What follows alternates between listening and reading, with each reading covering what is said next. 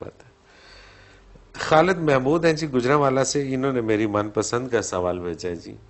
یہ کہتے ہیں حضرت جی کافی دیر سے آپ کی شاعری کی کوئی کتاب نئی منظر عام پر نہیں آئی، مہربانی سے اپنے کسی تازہ کلام سے مستفید فرما دیجیے۔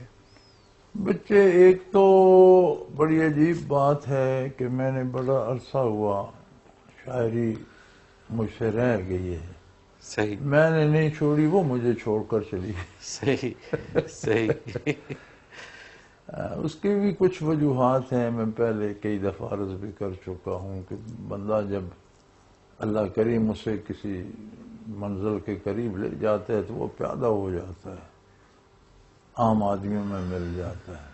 صحیح تو شاعری ایک ہجر کی صدا ہے، صحیح بالکل ٹھیک ہے، تو اگر کوئی امید وصل کی ہو جائے تو ہجر کی آہیں بند ہو بند ہو جاتی ہیں۔ جاتی ویسے ہے، خوبصورت بات۔ ویسے یہ ختم نہیں ہوتی، کبھی کبھی کوئی نہ کچھ کہتا رہتا ہوں۔ میرا خیال ہے 300-400-500 غزلیں غیر مطبوعہ، نظمیں غزلیں غیر مطبوعہ پڑھی ہیں، وہ چھپانے کا ہی خیال نہیں کیا، صحیح وہ پڑھی ہیں لکھی ہوئی۔ تو کل پرسوں بھی ایک غزل کہی ہے یہاں میز پہ پڑھی ہوگی، کبھی کبھی وہ خیال آ جاتا ہے تو کوئی شعر موضوع ہو جاتے ہیں۔ پھر میں کوئی شعری جو ہے موضوع ان کو سمجھتا بھی نہیں ہوں، پتہ نہیں وہ اس میں قواعد و ضوابط میں پورے ہوتے ہیں یا نہیں۔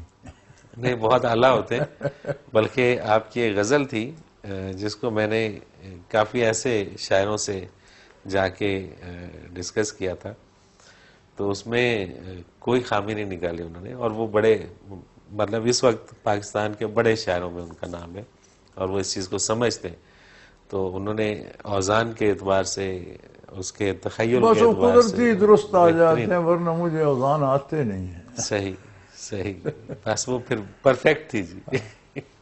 وہ منیر نیازی مرحوم کہا کرتے تھے کہ یہ لوہارا درکھانا مجھے نہیں آتا، صحیح تو شعر بڑا غضب کا کہتے تھے۔ صحیح۔ تو آج کوئی جیسا کہ انہوں نے بھی گزارش کی ہے، کوئی کلام کا کوئی ایک شعر آج کا۔ پاس اپنے کیا تھا جو نچھاور کرتے،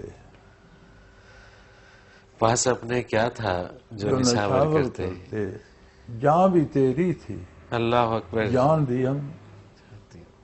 اللہ اکبر، بے شک بے شک، جان بھی تیری تھی، جان دی ہم۔ جان دی ہم نے، سبحان اللہ، کوئی شک نہیں۔